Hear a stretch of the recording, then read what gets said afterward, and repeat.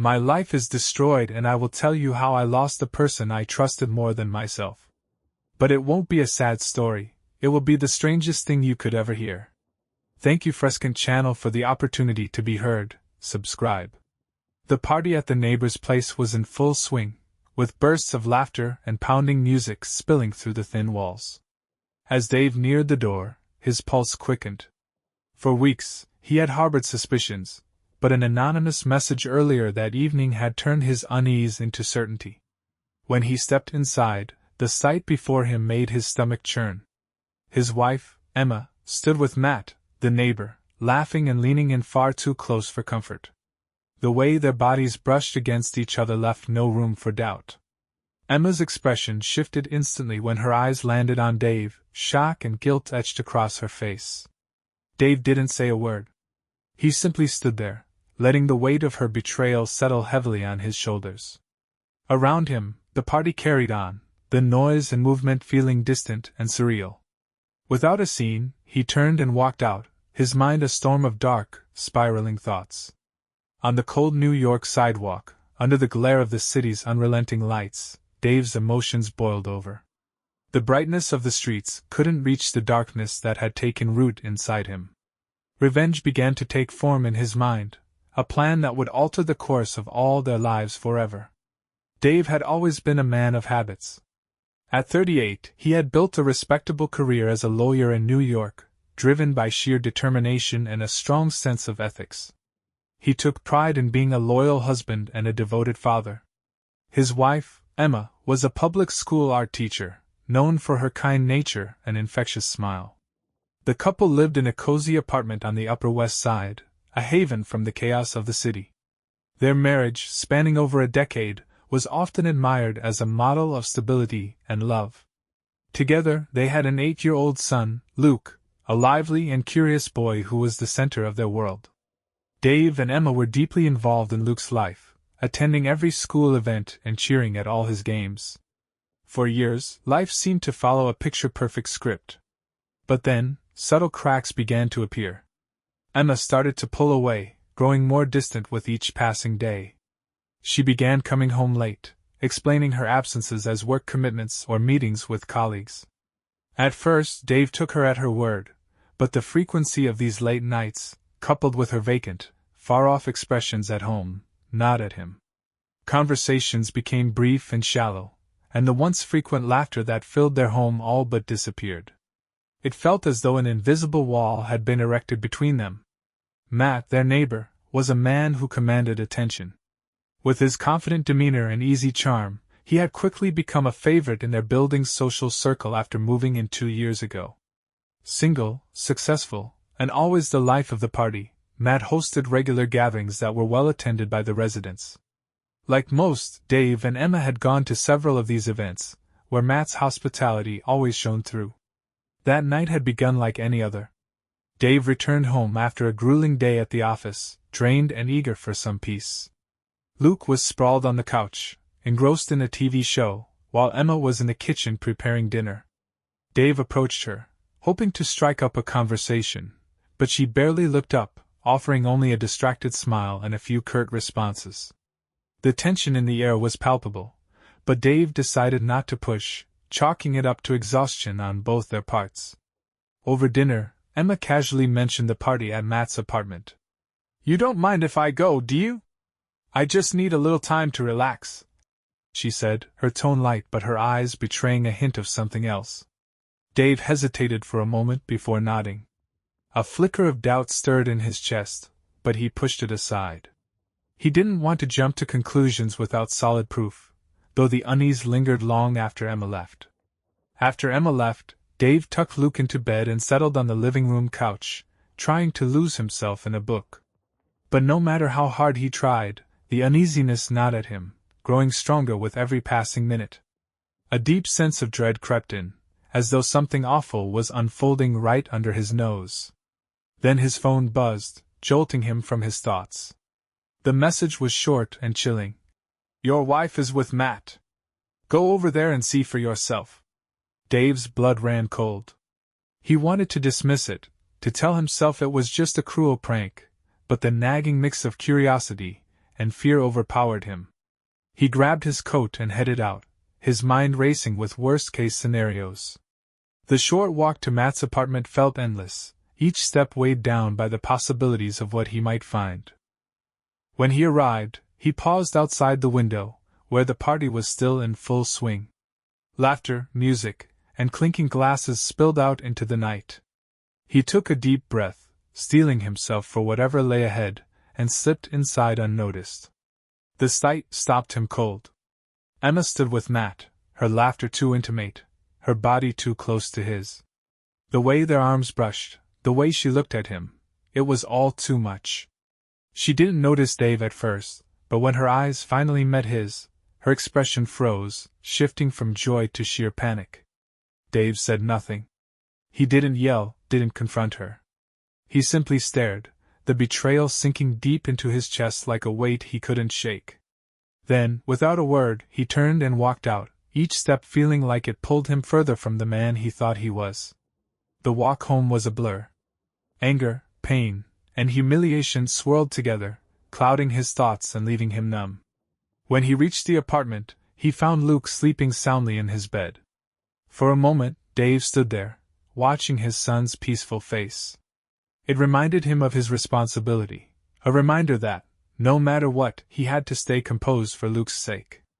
Over the next few days, Dave wore a mask of normalcy. He went about his routines as if nothing had happened, even as his emotions simmered beneath the surface. Emma tried to approach him several times, her guilt evident, but he avoided her, knowing that any confrontation would only lead to an emotional outburst he wasn't ready to face. Quietly, Dave began to plan his revenge. He wasn't just going to let this betrayal slide, he would make Emma feel the same pain she had inflicted on him. Determined, he hired a private detective to follow her and gather evidence of her affair with Matt. The photos, text messages, and other incriminating details the detective uncovered confirmed what Dave already knew, fueling his anger and sharpening his resolve. Dave reminded himself of an old saying: "Revenge is a dish best served cold." He decided to approach this methodically, with patience and precision. Despite the turmoil inside him, Dave maintained his role as a devoted father and diligent professional. Luke, blissfully unaware of the tension between his parents, remained the light of Dave's life. Dave vowed that whatever he did, Luke would be shielded from the fallout. His first move was to approach Matt, laying the groundwork for what was to come. One afternoon, Dave caught him in the building's lobby and casually suggested a meeting to discuss a community project. Matt, unsuspecting and as charming as ever, agreed without hesitation. Dave knew he had to gain Matt's trust to pull off his plan. With every step, he carefully mapped out his revenge, turning his pain into strategy and his disappointment into action. It was a game of cat and mouse, and Dave was prepared for every twist and turn. As the days dragged on, Dave felt himself changing. He became a shadow of his former self, his once vivid eyes now reflecting the cold determination of a man consumed by a singular purpose. He studied every detail of Emma and Matt's routines, searching for any weakness he could exploit. Revenge became his driving force, the fuel that propelled him through each day. Their first meeting took place at a nearby cafe. Dave arrived on time, finding Matt already seated, his carefree smile firmly in place. They discussed surface-level topics, community events, building improvements, and casual anecdotes, but Dave listened intently, analyzing every word and cataloging every detail. He knew that each interaction was another piece of the puzzle, another step toward his ultimate goal. Dave's next move was subtle but effective. He organized a building-wide social event, using it as an opportunity to observe Matt and Emma together. The party took place on a Saturday evening, with nearly all the residents in attendance. Dave mingled effortlessly, keeping a watchful eye on his wife and neighbor. He noticed everything: the fleeting glances, the casual yet deliberate touches, the way they gravitated toward each other despite the crowd. Every moment was another confirmation of their betrayal. During the event, Dave introduced Matt to a lawyer friend, suggesting they collaborate on a future project. Matt, flattered and completely unaware of Dave's intentions, eagerly accepted. Dave knew that gaining Matt's trust was crucial to the success of his plan. In the days that followed, Dave began planting seeds of doubt in Emma's mind. He made offhand remarks about loyalty, shared stories of infidelity among acquaintances, and subtly emphasized the importance of trust in a marriage. Emma, already consumed by guilt, began to show visible signs of anxiety. Dave watched it all unfold with quiet satisfaction, knowing that the cracks were beginning to show. Dave, once a man full of life and optimism, now bore a cold and calculating demeanor. His eyes, once vibrant, reflected the icy resolve of a meticulous plan. He studied every detail of Matt and Emma's routines, searching for any weakness he could exploit. Revenge had consumed him, fueling his every action and giving him a grim sense of purpose. The meeting with Matt took place in a small cafe near the building. Dave arrived on time, finding Matt already seated, his carefree smile as disarming as ever. They exchanged pleasantries, discussing surface-level topics like community projects and life in the building. Dave maintained his facade of cordiality, feigning genuine interest while analyzing every word Matt said. Each detail was mentally catalogued, another piece of the puzzle he was assembling. Dave's first strategic move was subtle yet effective. He organized a social event for the building's residents, creating an opportunity to observe Matt and Emma more closely. The party was held on a Saturday night, drawing a lively crowd. Dave played the perfect host, mingling effortlessly with the guests while keeping a watchful eye on his wife and the neighbor. He saw everything: the stolen glances, the moments of uncomfortable closeness, the way they gravitated toward each other despite the crowd. Every gesture confirmed what he already knew. During the event, Dave introduced Matt to a lawyer friend, casually suggesting they collaborate on a future project. Matt, flattered by the gesture, agreed without hesitation. Dave knew that gaining Matt's trust was essential for his plan to succeed. He needed to be close enough to unmask him at just the right moment. In the days that followed, Dave began planting seeds of doubt in Emma's mind.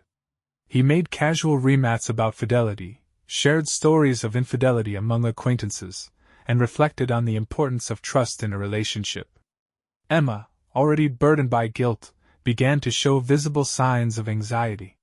Dave watched her unravel with quiet satisfaction, knowing his words were having the desired effect. Meanwhile, the private detective continued gathering evidence.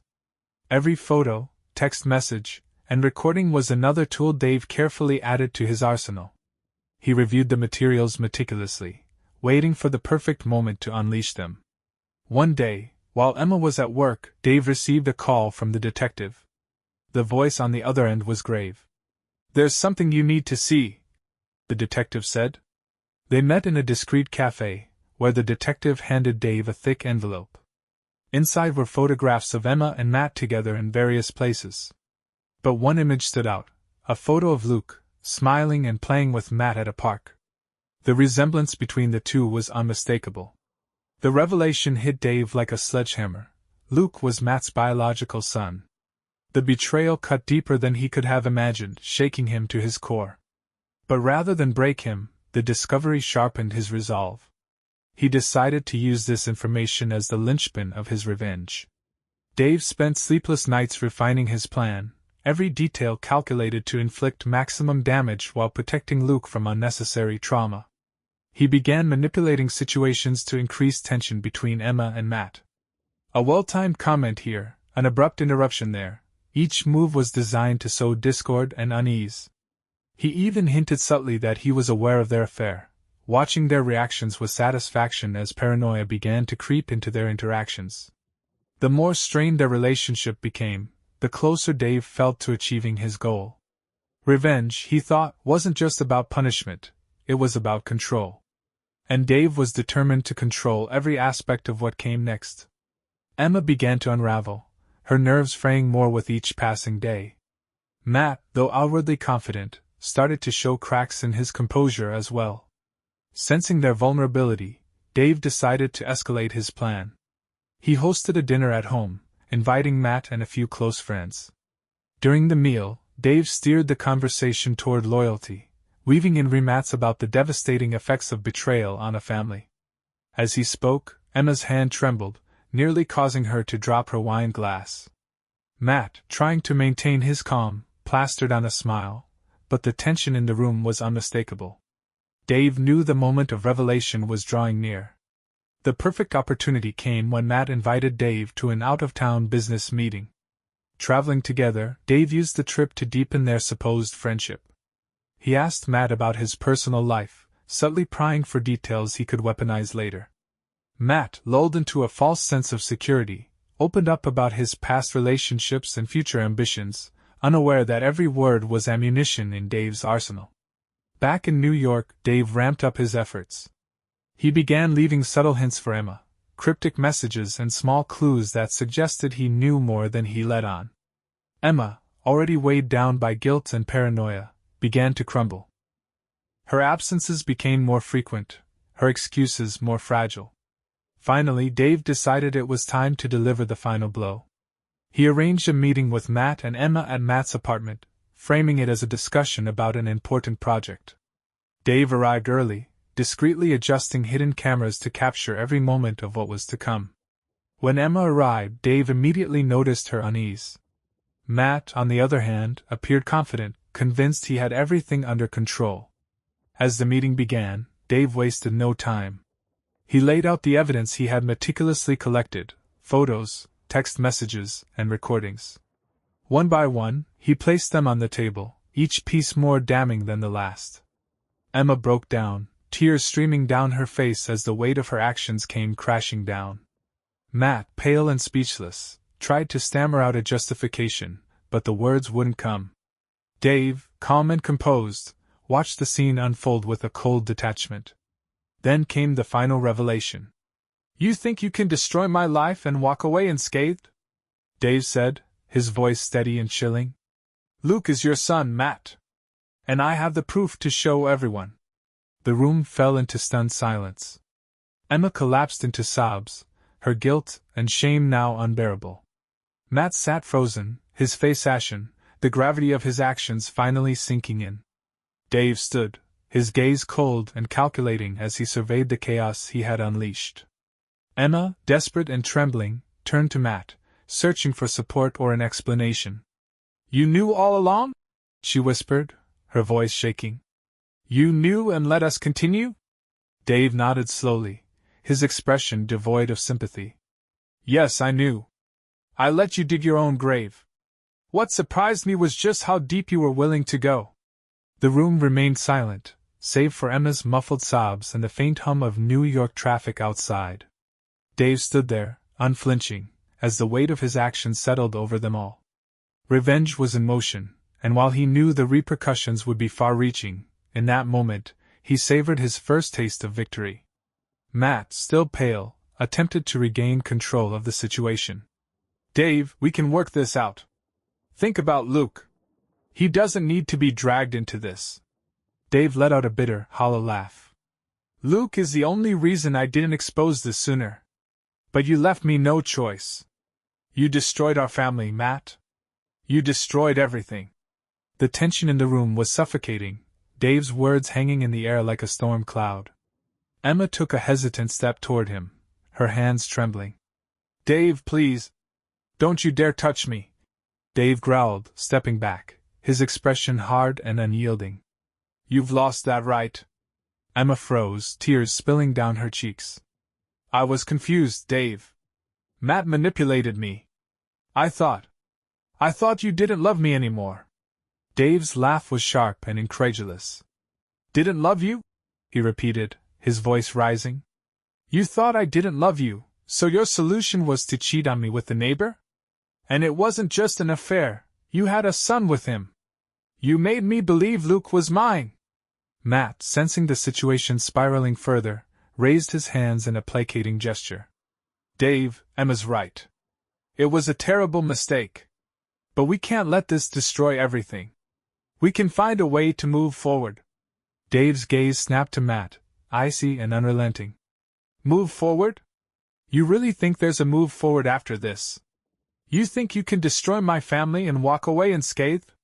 His fury was barely contained, but his voice remained chillingly controlled. "No, Matt. I'm not going to kill you, that would be too easy.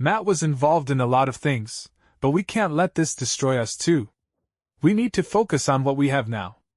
Though Emma was visibly shaken, Dave's calm demeanor helped to anchor her. Over the next few days, news of Matt's death spread, but Dave and Emma made a conscious decision to distance themselves from the situation. They had come so far, and they didn't want the past to derail the fragile peace they had worked so hard to build. They continued to focus on their family, trying to find peace after so much turmoil, but Matt's ghost still lingered over them, a constant reminder of past mistakes and betrayals. One night, while Luke was in bed, Dave and Emma had a deep conversation about the future. "I want us to know we're doing the right thing, Dave. For us and for Luke," Emma said, holding his hand. "Me too, Emma. And I think we're on the right track. Let's focus on building something new, something worthwhile," Dave replied, feeling a weight lift from his shoulders. Months passed, and the family began to truly stabilize. Therapy helped resolve many issues, and Dave and Emma began to rediscover their love for each other. In an effort to start over, they decided to move to a new home, away from the painful memories of the past. Luke was excited about the change, happy to explore a new environment. The new house was spacious and full of light, a symbol of a new beginning. Dave and Emma dedicated themselves to creating new memories, focusing on strengthening their union and providing a happy life for Luke. However, fate had one more twist in store. One morning, while unpacking boxes in the new house, Dave found an envelope addressed to him, with no return address. When he opened it, he found a letter written by Matt before his death. "Dave, if you are reading this, it means my life has come to an end. I don't expect forgiveness, but I want you to know the truth. I was forced to make terrible decisions and got involved with dangerous people. My life became unsustainable, and I saw death as the only way out. But there is something you need to know. Emma never knew Luke was my son. It was a decision I made alone, for fear of losing everything.